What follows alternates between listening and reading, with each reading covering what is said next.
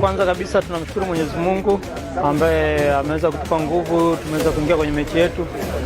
Vijana wakiwa timamu sana na wameweza kufanya yale yote ambayo tulikuwa tunahitaji kufanya 100%. Wahenga walishanena, safari siyo kifo, na safari siku zote ni hatua ili kufika kule unakoelekea. Hivi ndivyo ilivyokuwa safari ya Serengeti Boys kwenye michuano ya AFCON Under 17 mwaka 2026 pale nchini Morocco, na ikamalizika kwa mafanikio makubwa ya kihistoria, ambapo timu hiyo imerejea nyumbani ikiwa ni makamu bingwa wa Afrika, yanamaanisha nafasi ya pili, na kukata tiketi ya kushiriki kombe la dunia la FIFA Under 17 nchini Qatar. Amekiwa pasa Atanas Dismas, amekomali huku Kizinga. Chole, Issa Chole! Haikuwa safari rahisi, hakika ilijaa misukosuko, lakini ushujaa hadi fainali ndio uliwabeba hawa vijana. Mohamed Mali mechukuliwa uzuri kweli na Serengeti Boys. Sasa mtu kaekwa chini. What a football, what a moment. Wanasogea Serengeti Boys sasa, weka pasi moja out, utafuta Saddam Hamis kwenye box huku. Ameingia nafasi bado Saddam Hamis, cross ndani kule. Na pasi mbele. Walivunja miiko mingi. Serengeti Boys walianza michuano hiyo kwa kiwango cha juu, ikiwemo ushindi mnene wa bao 3-0 dhidi ya Angola. Mchezo wa leo haukuwa mchezo mwepesi kwa sababu kila mtu alikuwa anataka matokeo. Kwenye kundi letu lilikuwa ni kundi gumu pia, japokuwa sisi tulikuwa na pointi 3, Angola alikuwa na pointi 1, kwa maana leo wangeshinda wangekuwa na advantage kubwa ya kuongoza kundi. Pia namshukuru Mwenyezi Mungu kwa kupata matokeo, na hiyo imeweza kutugea hamasa wachezaji. Hatukutegemea kama tutapata matokeo haya, tulitegemea hatutopata matokeo ya magoli mengi. Ushindi huo uliwawezesha kutinga robo fainali na kuwa timu ya kwanza ya kiume katika historia ya soka la Tanzania kufuzu kushiriki fainali za kombe la dunia la FIFA Under 17 zitakazofanyika nchini Qatar kuanzia Novemba 19 hadi Desemba 13 mwaka 2026. Mechi dhidi ya Misri Mei 28 mwaka 2026 haikuwa ya kawaida wala sio nyepesi. Ilikuwa ni ya jasho. Vijana hawa chui kutoka mbuga ya Serengeti Boys walicheza dhidi ya Misri katika mchezo mgumu wa nusu fainali mjini Rabat. Baada ya dakika 90 kukamilika kwa sare ya 0-0, Tanzania iliibuka kidedea kwa mikwaju ya penalti 4-3 na kutinga fainali kwa mara ya kwanza kabisa. Mchezaji Issa Chole aling'ara na kuwa mchezaji bora wa mechi hii. Magical! Haya ni maajabu. Haji Abdalla anacheza mkojo wa penalti muhimu sana kwa Serengeti Boys. Ni Lukman Mbalasalu. Majiji makuu yote naangalia hapa. Mbalasalu kwenye kamba. Serengeti Boys wanakwenda finali. Juni 2 mwaka 2026.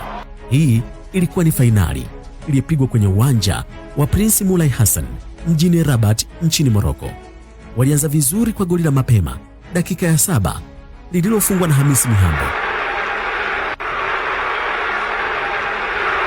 Hata hivyo, mchezo uliisha kwa sare ya goli 1-1 na Tanzania ikapoteza ubingwa kwa penalti 4-2 dhidi ya Senegal.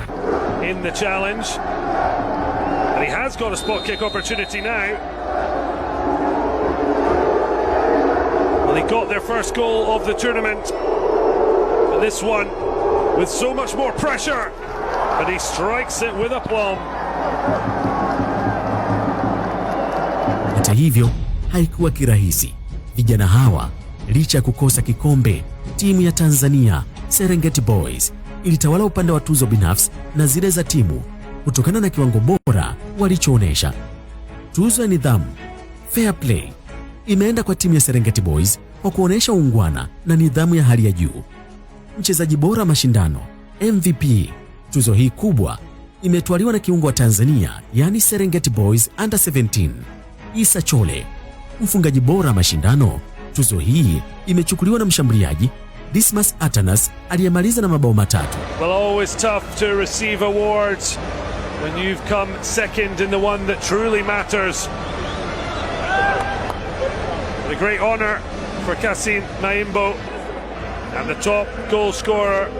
It's another prize, and it goes to the 14-year-old wonder kid, Dimas Atanasi, a name to look out for calls Eden Hazard his football idol. European teams already tracking him. Reminder, 14 years old, 3 goals, meaning he takes away the golden boot. Certainly difficult to try and plot the best path at such a young age. Well, it's a real prize giving for Tanzania. Chole also picking up the award to the best player of the competition, Issa Chole.